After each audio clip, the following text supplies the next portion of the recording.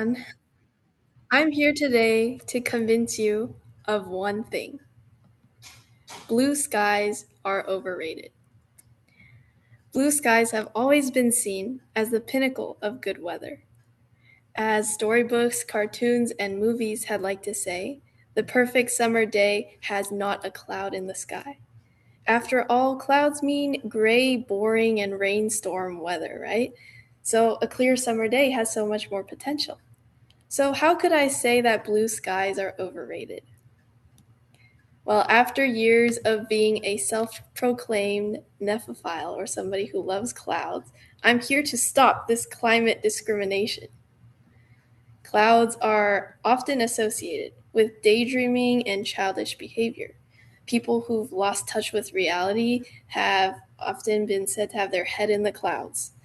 But rather than being an immature characteristic, I think maybe this is a good thing. Clouds might represent wonder and curiosity instead. And that's the first reason why cloudy weather is the perfect weather. Now, before I move on, I forgot to ask if I could share my screen because I have visual aid. Do I have permissions already?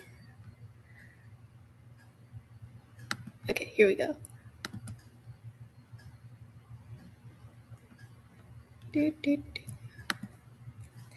All right, the first reason why cloudy weather is the perfect weather is because it represents wonder. Now, this is because clouds are never the same, and they require very specific conditions for different formations to be seen. For example, this here is a corona, and it requires an arrangement of ice crystals in the sky for the light to come through like this. This is my own spotting. It's not super spectacular, but it's always fun to know why something looks a certain way. Another example of this is iridescence, which also requires an arrangement of ice crystals. As you can see, there's a little bit of color difference in there. This is the fluctus cloud, which is a more rare formation. And although I don't really know the physics behind it, still learning about that, it is a special cloud because it happens when wind shears over the top like this. And so this is a very cool phenomenon to be able to see and hopefully to understand. So as you can see, these different types of clouds can all incite a sense of wonder. Like they're never the same. Not a single cloud will ever look the same as another. And that's amazing. Now, another thing that I would argue clouds do is provide rest. As somebody who likes to draw, I like to look at things from an aesthetic point of view as well. So if you think about it, a blue sky, uninterrupted, can be kind of boring. Clouds provide an island of rest for your eyes, and that's why they look so good. That's why looking up at the sky can give you a time of rest. And just like for the rest of nature, when you observe it, you feel refreshed. And that's the reason why you should be looking up more often. Now, there's a reason that clouds are associated with dreaming. I would say that this also shows that they're related to rest. They have a drifting nature, and it feels comforting to see clouds moving or not moving, and just being able to quietly observe that. Now, the third reason why I think clouds are very important and you should be observing them more is because they actually bring people together. Now, that might seem really unrelated, but I promise I have a reason. While connections for avid cloud watchers, like conventions and things like that, do exist, I'm talking about a more accessible, closer to home connection. When I started cloud watching and looking for all of these special phenomena, I started pointing them out to my family. And so that created some moments where I would look up and see something that maybe they didn't notice, and I could point that out and explain what I knew about it. and we could talk about that together. And that was so much fun for me and for them too, I hope. Maybe, Abbie. And geeking out together is always an enjoyable experience. Not only that, it's also surprisingly fun to talk about clouds with friends when you have common interests. I've made some friends this way just talking about clouds. Now, hopefully, by the end of this speech, you no longer see clouds as something childish or cloud watching as just trying to see what animal that cloud is shaped like. But they're actually a very special phenomenon that can create really beautiful optics and things for you to rest your eyes on. And so I would encourage you to observe them. Go outside today, touch some grass, and look at some clouds. Now, if you're still not convinced that blue skies are overrated, I hope at least you see how amazing clouds really are. Keep dreaming and keep your head in the clouds. Thank you.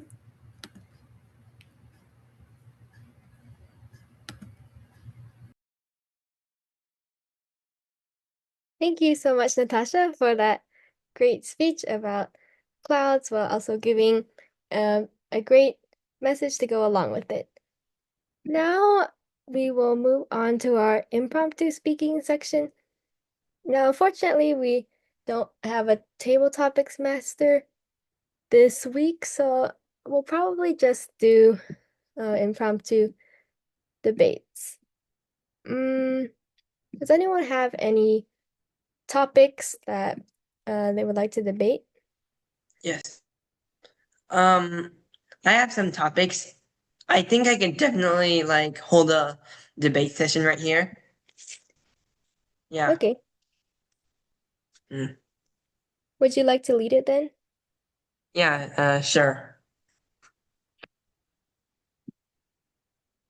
All right, for our first debate question.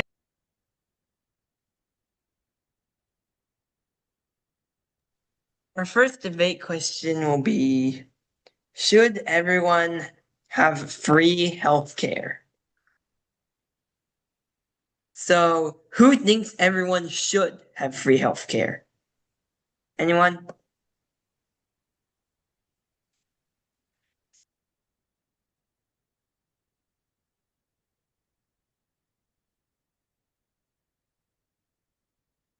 I could do the against.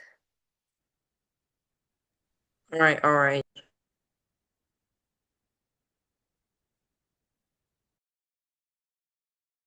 Now, who wants to argue in favor of free healthcare?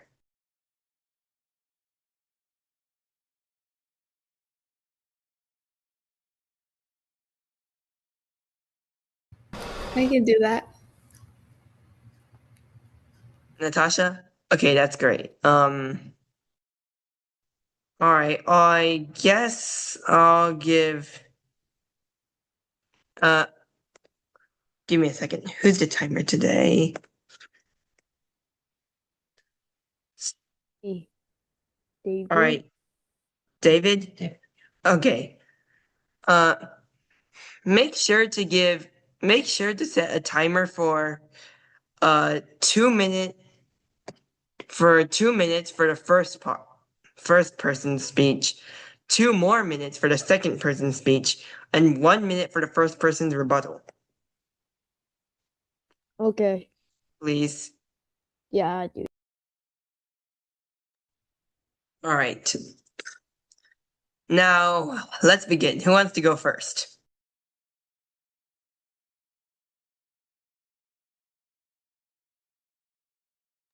You can Elliana, go first. you want to go first? All right, great. Uh, Well, okay. Hello, everyone. Today we will be debating whether or not healthcare should be free. I will be debating that healthcare should not be free, and Natasha will be debating that it should be free. Now, when we say healthcare should be free, well, there's no such thing as free because you're going to end up paying for it somehow, and that somehow is usually by taxes.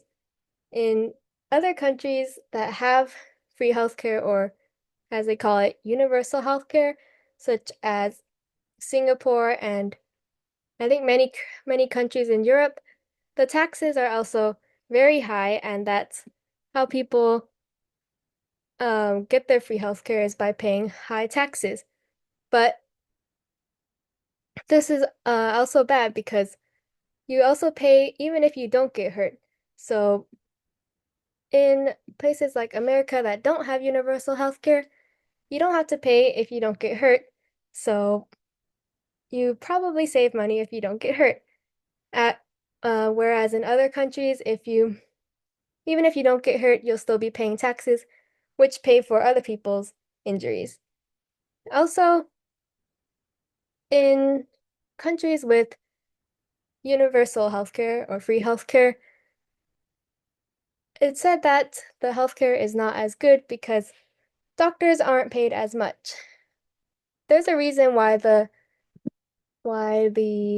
medicine in and healthcare in the US is the top and superior because we don't have free healthcare, but the doctors do get paid more for their skills because while the patients have to pay more, the doctors are also getting paid that amount so then they can do a better job and be a better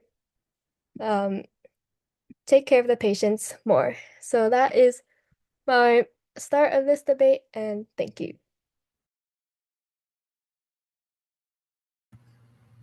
Good job, Elliana. Okay, now I will be arguing why healthcare should be free for everyone. Now, I would argue that there is a fallacy to this question.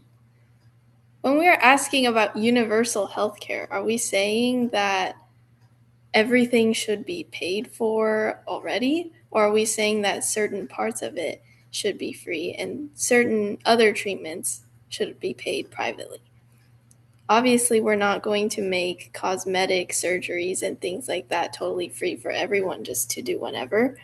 But I think that having emergency services free for everyone, regardless of financial status, is very important for the health and well-being of a country. Imagine somebody has had an emergency and they need to go to the hospital. Here in the US, where we don't have universal health care, they will still receive the necessary treatment to keep them alive. But imagine getting out of the hospital and now you have bills stacked up everywhere that you must pay for. You may have gotten your life, but now the rest of your life is stuck in debt. Now, there is a better way to manage this, and that is by using taxpayer dollars to pay for that free emergency health care. This way, everyone can be assured that if something happens to them, then they can be treated for it. It was not their fault. They can get treated for it, and then afterward, they won't have to worry about paying for that debt, and they can just focus on having a full recovery. That is so much better. And in fact, one of the highest issues in health right now is because of stress. Many things are caused by people being stressed out. And finance is one of the biggest reasons for that.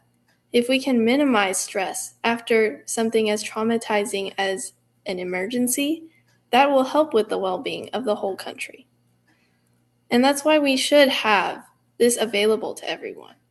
It will ease everyone's mind, and they can come together as a community to pay for each other when things go wrong.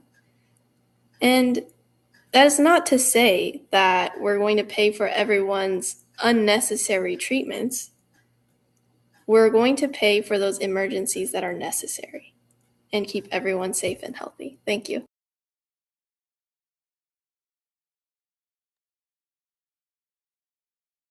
Do I get to rebuttal?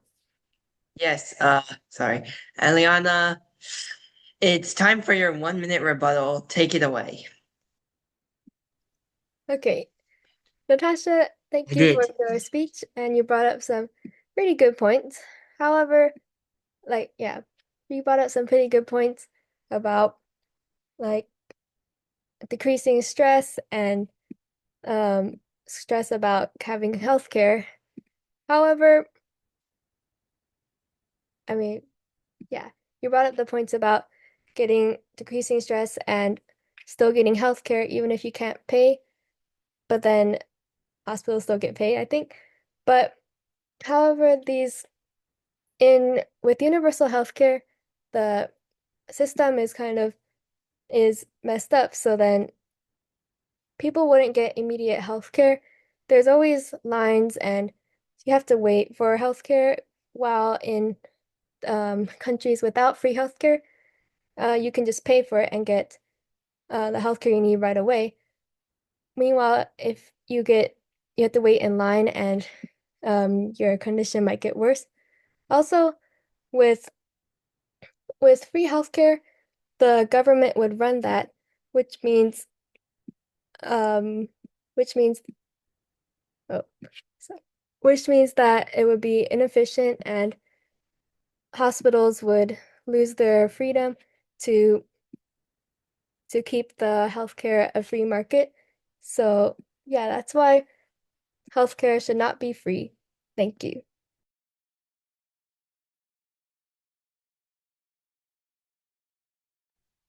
That was a great rebuttal, Eliana. And with that, it concludes our first debate. How about Natasha's rebuttal? Oh, shoot. Wait. Right. Gosh. All right. Sorry about that. Natasha, the stage is yours. Damn. Okay. I initially thought the rebuttal was going to be part of my 2 minutes, but okay, let me think, guys.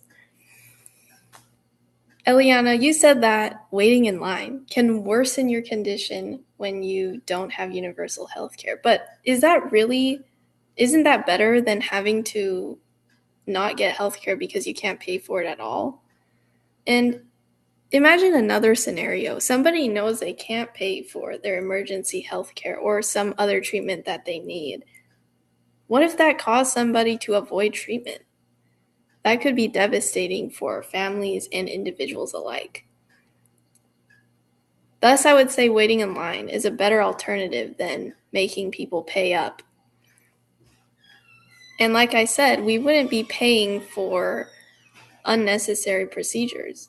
So the amount of money that goes to that will not be excessive. It'll only be what's necessary. And I would argue that it's manageable for taxpayers. I mean, if other countries can do it, then America can do it too. Thank you.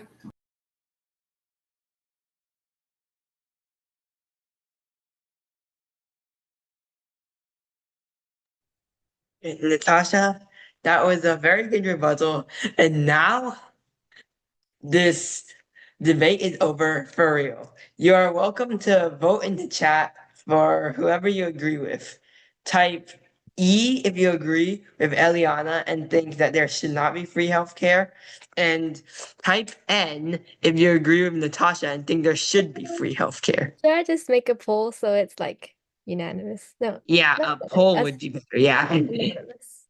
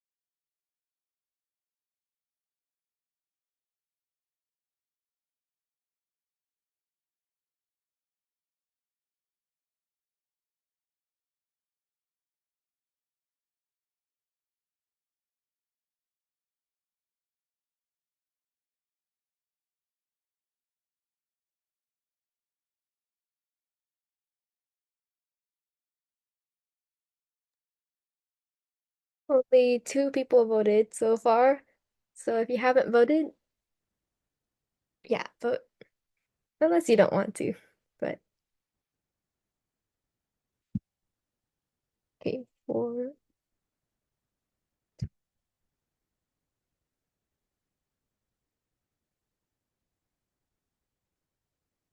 Let's give it 15 more seconds.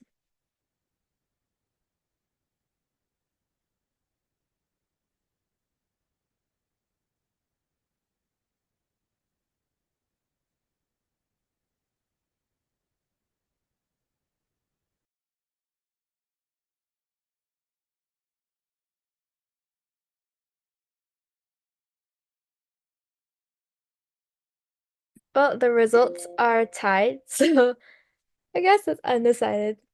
Good job, Natasha.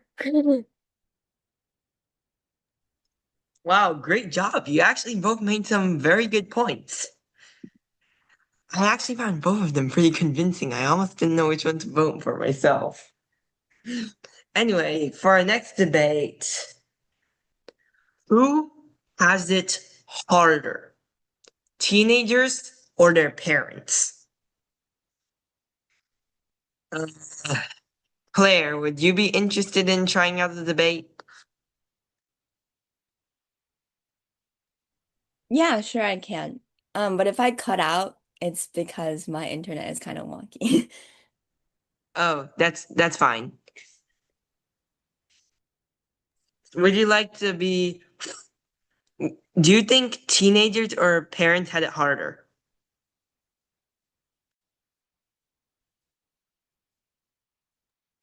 Claire? You can choose Oh. the side.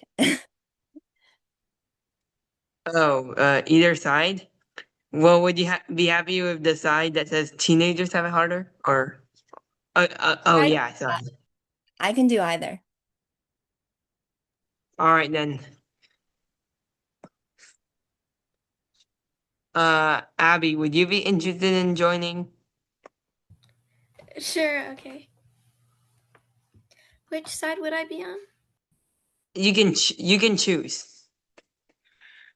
Do you think teenagers or parents had it harder? To be honest, I don't know. Which side is Claire on? Oh, she doesn't have one. She says she's okay with either. Oh. Let me think real quick. All right, all right. Parents. Yeah, Okay, Claire, then, Claire, you will be arguing that teens have it harder. All right. Who wants to go first?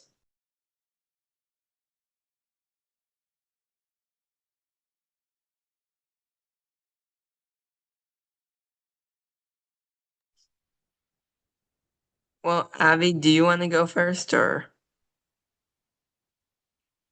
I'm thinking of some points right now. Give me one sec. All right. Claire, would you like to go first? Yeah, I can go first. All right, then, go ahead. All right. I deeply believe that teenagers have it way harder than their parents. First of all, as we are all teenagers, I'm sure we can agree that as teenagers, through our adolescent life, as from when we're younger all the way to where we are now, we've faced probably many challenges, many of which have probably been with our parents. In terms of the different experiences and expectations we have in society. For example, it's pretty obvious that our parents are generations, older than us, and they are used to these different norms and expectations. Whereas us teenagers, we're used to a more different social culture. And especially for, teenagers that may have immigrant parents, or parents that are not entirely accustomed to or understanding of the, American teenage experience, that could create clashes between, parent and child. And so my second reason is that adolescence is, scientifically known to be a very emotionally and physically difficult journey because as teenagers, we're all developing our identity, who we are in the world. And as we mature through elementary, middle, and high school, there are so many different things we have to consider. Whereas our parents, for example, they have already, grown, they have years of wisdom, and they have established their kind of identity and how their kind of like work or their role in society. So, yeah. That was a good point, Claire. Now I will be passing the stage to Abby. Wow, those were some really good points that Claire made, and this will be kind of hard to debate. But I think parents might have it harder than teenagers because a lot of the time this is the parents' first time ever having a teenager. So they have to I don't know what the word, but they have to watch and make sure that their teenager is okay, and it might be hard to tell because they're going through puberty. I don't really know.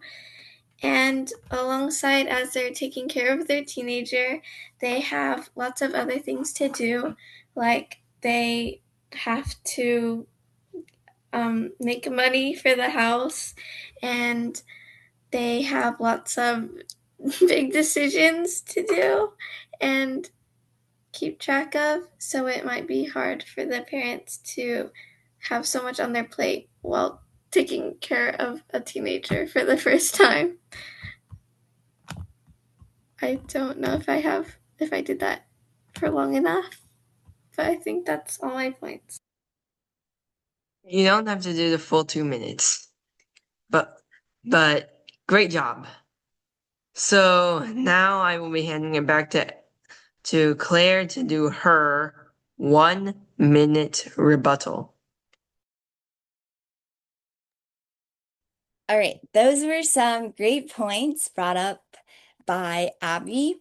However, I would have to argue that even though it's the parents' first time being a parent, us teenagers, it's also our first time being teenagers. And as I said before, we're experiencing so many new things and we're figuring out our identity, whereas our parents, they already went through this like adolescent stage and they have experience and perhaps they understand our situation more and they can carry that wisdom into their current lives. However, us as teenagers, we have to, endure this emotionally and physically difficult journey. And oftentimes, because of these social differences and generational differences, it's very difficult to accept our parents' advice, even though it may have worked for their situation. And secondly, I will have to say that although parents, they have to pay the bills and work, many teenagers also have to, there are many teenagers out there who also have to support their family by working jobs. And it can be even harder for the children who have to not only, help out their family, but also figure out their identity, handle all of this, schoolwork at the same time, and endure, again, all of these emotional and physical changes. So yeah, that's my rebuttal.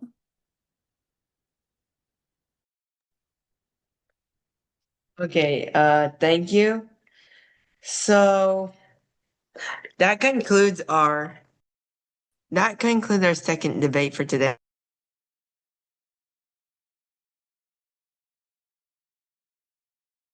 Oh shoot.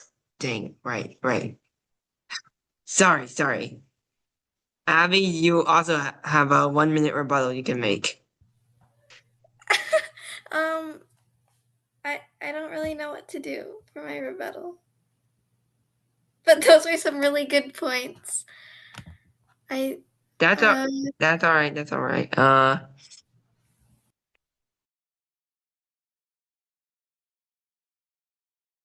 Oh, did you want to say something?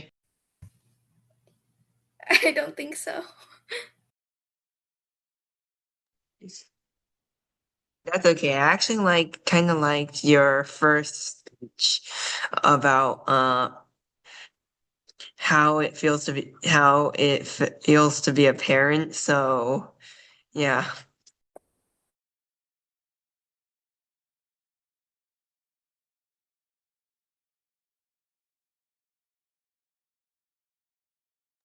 Okay, I'll just launch the poll now.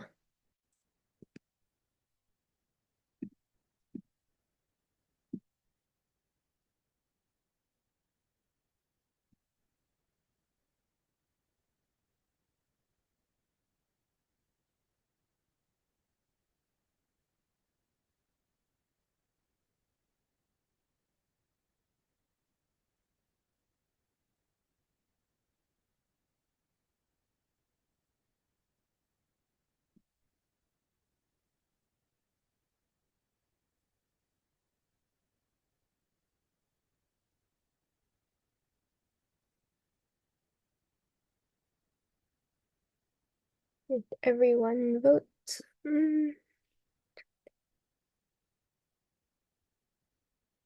Yeah.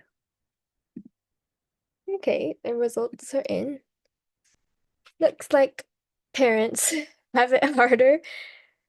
Good to know that even though we are all teens and probably make our parents' lives hard, we still think our parents' lives are harder. So maybe we should try being a little bit less difficult. Anyways, I think that is probably enough, and it is time to move on to the evaluation portion. So I'll hand control over to the general evaluator, who is Claire.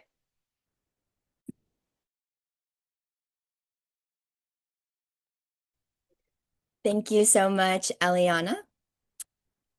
So now we will begin with the speech evaluations for today.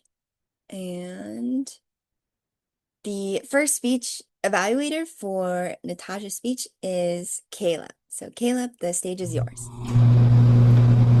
Thank you very much, Claire. Natasha, very well done on an interesting speech about clouds. I really had not thought much about the matter, and the way that you organized your speech was very interesting, and I definitely learned a lot more than I used to know about clouds, which is a very interesting topic. I liked how you had a great hook.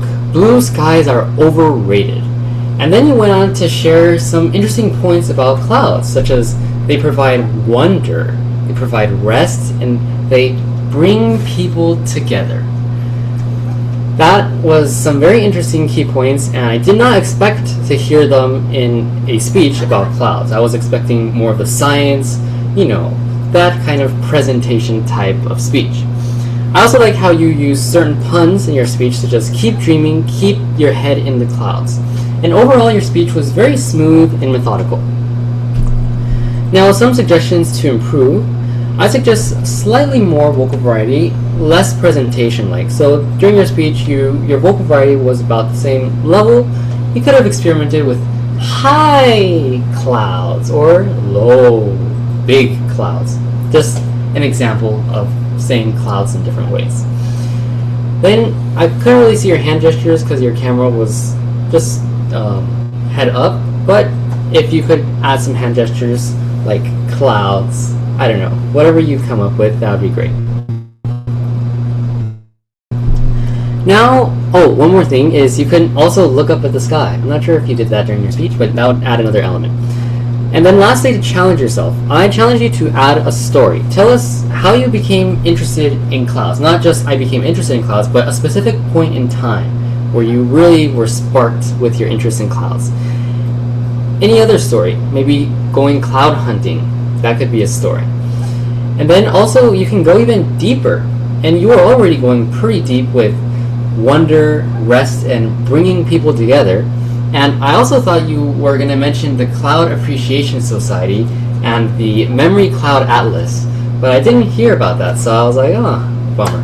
Anyways, so just go into maybe just even more deep connections, because sometimes those deep connections make the speech very interesting and very fun, because we see things that normally we wouldn't have seen before in a speech such as clouds, like, cloud. You can even talk about cloud storage. That's a whole different topic, but you can go all into clouds and make it very interesting, and the passion that you bring will drive it even further. So with that said, great speech, Natasha, very informative, very well structured. Just work on maybe more hand gestures and vocal variety, and then add a story and go deeper. Or, on the contrary, take us up into the stratosphere. Thank you, and back to you, General Evaluator. Claire.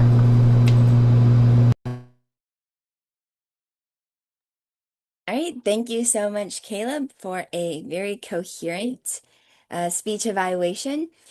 And now I will pass it to the out counter, who is Henry. Henry, take it away. All right, we had a pretty good meeting today. For speech one, Natasha, I only heard a single For table topics one, Elliana, I might have heard one repeat, but nothing else. For debate part two, Natasha, I think that was perfect. For debate part three, Elliana, that was perfect too. For debate part four, Natasha, that was perfect. And for a second debate, Claire's turn had one filler word, but other than that, nothing. For this part two of that debate, Abbie was perfect, and for part three of that debate, Claire was also perfect. Thank you, and back to you, General Evaluator Claire. All right, thank you so much, Henry, for the out counters report. And then now I will start my grammarians report.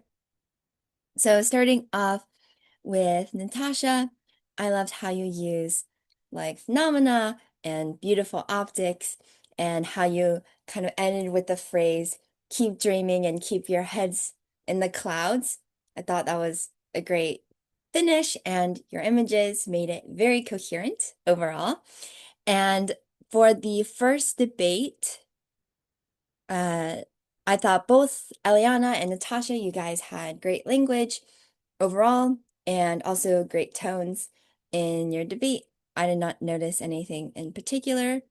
And then for Caleb, the speech evaluator, I also did not notice anything in particular. I think you used great language overall. That was precise. All right.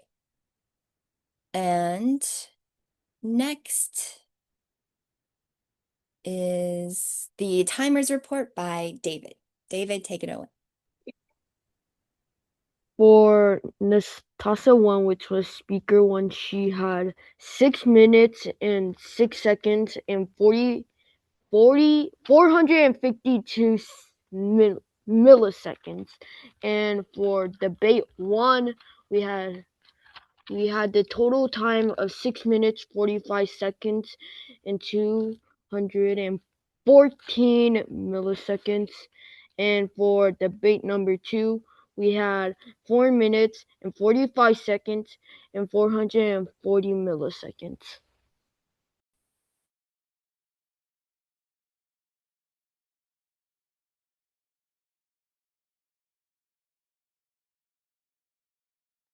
All right, thank you so much, David, for your timers report. And now I will start my general evaluation. So starting off with Natasha, I loved how you incorporated images in your speech of the clouds and your own pictures as well. I thought that was really cool, and you had a very interesting and unique speech topic as well. And then for the impromptu debates, thank you, Henry, for a wonderful impromptu debate hosting. And I believe for the first debate, both of the debates went great. And I think everyone brought up really great points in both the main speech and the rebuttals. And then for the functionaries, for Caleb, overall, you had great suggestions. I love how you touched on several different areas like vocal variety and showed examples of those. And then additionally, for the outcomes report, Henry, I thought you did a great job with that. And then thank you, David, for your precision with the timers report. Definitely keeping us on track, so we appreciate that. And yeah, so everyone had very coherent speeches today. I do not think I heard the word of the day, but I may have just missed it. So if you did say it, let me know. All right, and then now I will go ahead and pass it back to Presiding Officer Elliana. Thank you so much, Claire. There was one thing I wanted to talk about before we adjourn the meeting. It's concerning the parent advisor, but Henry, could you maybe send your email to me and Caleb, because I believe Caleb's dad was the previous parent advisor and can send some stuff to your mom.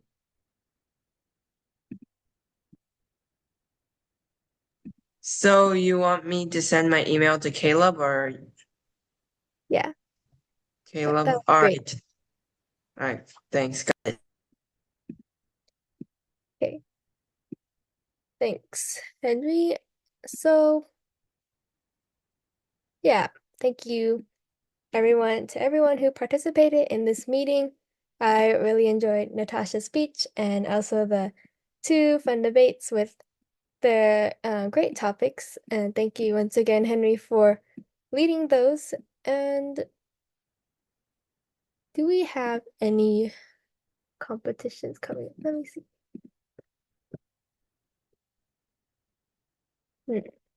Oh yeah, I think I saw an email. I think it was about upcoming speech contests. I didn't exactly read it, but I can maybe forward one of you. Yeah, I see a Tall Tales contest on September 13 and the International Speech Contest on November 8. Are those the ones you see? Let me see if I can find the email. Oh yeah, yeah. Yeah, I think that is. Okay. And oh yeah, we are also gonna have our joint Spanish meeting this Monday in 5 days. So if you would like to come, please come, and it's a great opportunity to practice your Spanish, no matter what level you're at. I was wondering if there was an agenda that could be sent out. Caleb, do you know? Yes, I believe the agenda hasn't been sent out yet or created, and then I also need to send you the Zoom link for the meeting. Oh And yeah. then you can send that out to everyone. But usually, hopefully soon. I'll ask about that. And then currently, just to confirm, looking at the spreadsheet of who signed up, we have Michelle as Toastmaster. We have Timer Henry, and then I'll counter Natasha, Quizmaster Elliana. Would any of you be interested in taking Speaker 1, Table Topics Master, or Evaluator 2?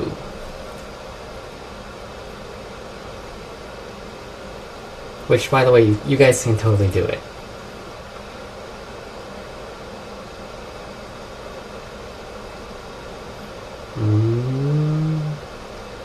Sí pueden hablar español, está bien.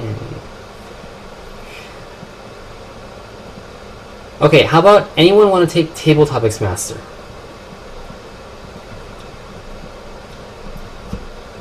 How about okay, Elliana?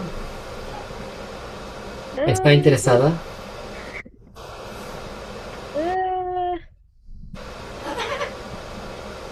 Solo tiene que preparar unas preguntas bien simples. Simple. Sí se puede, sí se puede. Maybe, but depending on like trying Quizmaster first. Yeah, just do a table topic. It's easy. You can translate this, like you can prepare questions in English and then translate them in Spanish and then practice saying them a little bit and you'll be fine. You can just it doesn't, even if you don't understand what the people have just replied, just say like great response and then move on. Okay, I'll try it then. Okay. Good. So we can do that, and then that'll mean that we can have probably just one speech. Does anyone want to give a Spanish speech? Also, not as hard as it looks. Trust me, I've done it many times.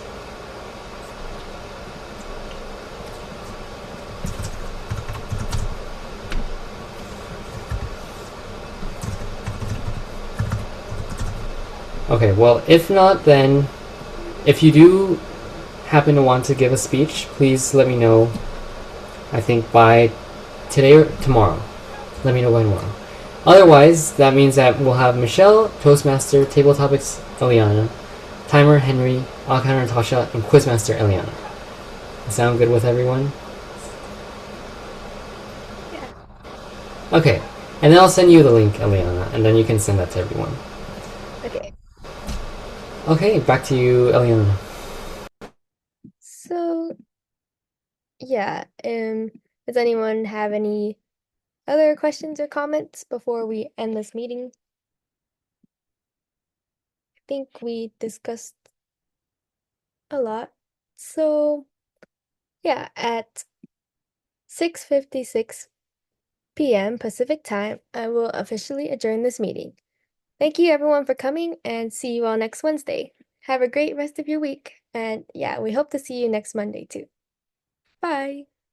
Bye, everyone. Have a great week. Bye.